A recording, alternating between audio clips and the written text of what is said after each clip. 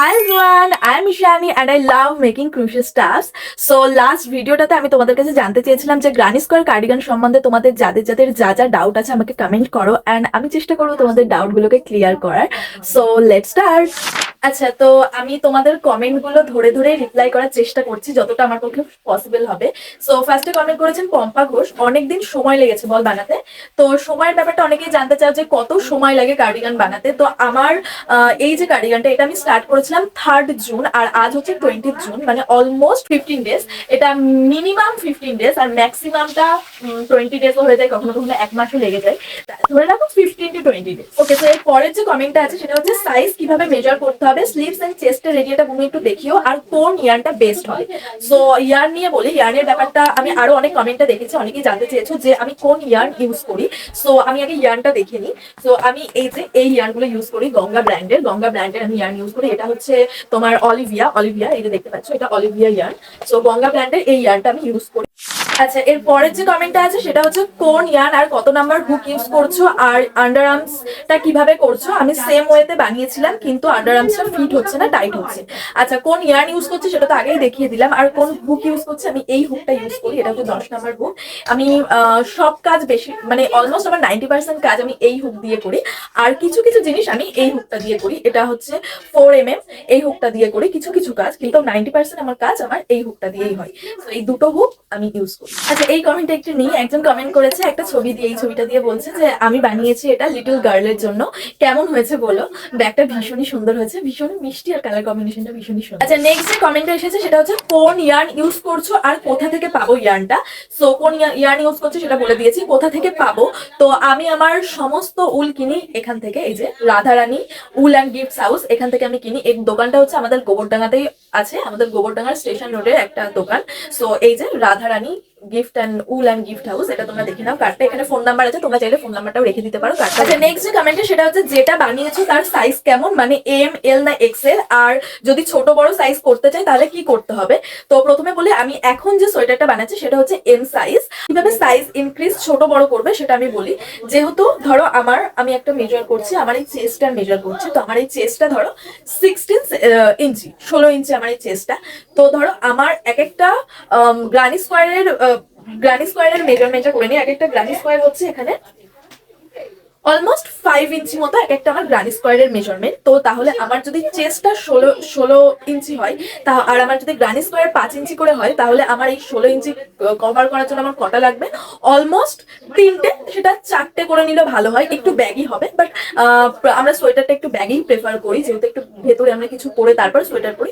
তো আমি এখানে আমার চেস্টের জন্য 4টে গ্রানি স্কোয়ার ইউজ করবো, এপাশে দুটো এপাশে দুটো।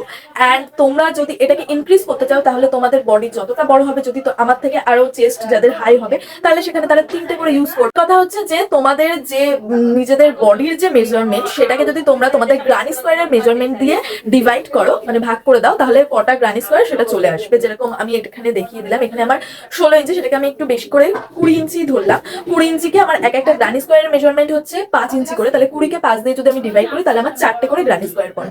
তাহলে আমি 4টে গ্রানি স্কোয়ার এখানে ইউজ করবো। সেম ভাবে ব্যাক, স্লিভস সবটা এইভাবেই করা যায়। এবার কি হয়, এটা পুরোটাই প্র্যাকটিসের উপরে, প্র্যাকটিস করতে করতে মেজারমেন্টটা একটা চলে আসে যে হ্যাঁ এই বডিতে এতটা গ্রানি স্কোয়ার দরকার।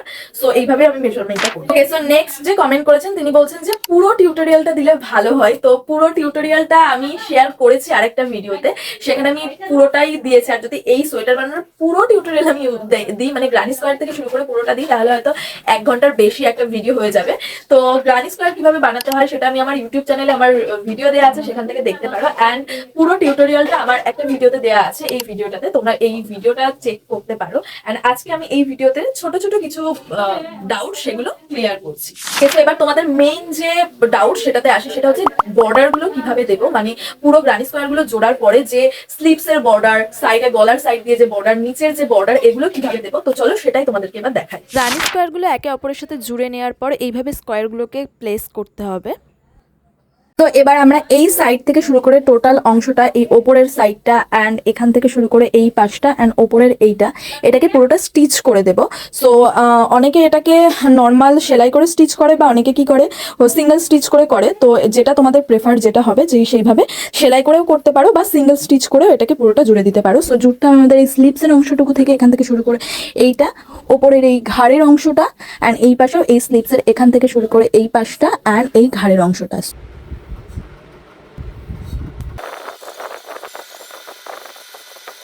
গাইজ আমার সোয়েটারের স্টিচ করা কমপ্লিট হয়ে গেছে, স্লিভস দিয়ে অ্যান্ড সাইডের সমস্ত স্টিচগুলো কমপ্লিট করেছি। And now the sweater looks like this.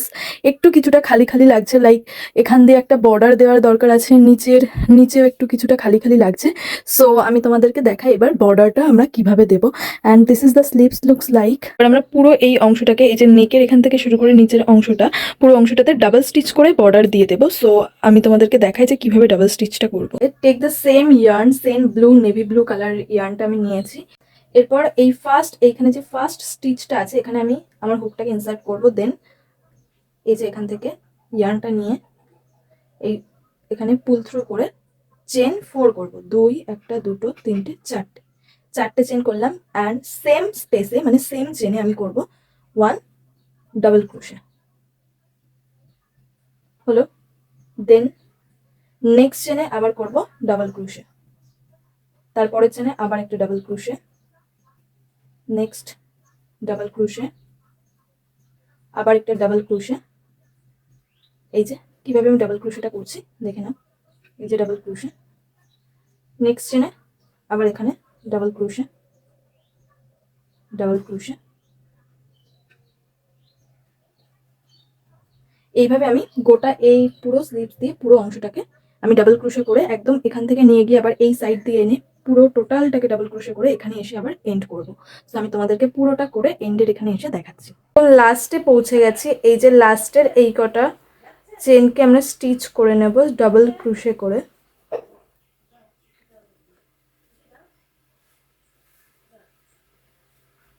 তো এটা পুরোটা কমপ্লিট করে সেম যে চেনে আমরা ফার্স্টে স্টার্ট করেছিলাম, যেখানে 4 সিঙ্গেল চেন দিয়ে যে স্টিচটা আমরা স্টার্ট করেছিলাম, সেখানে একটা ডাবল স্টিচ করব।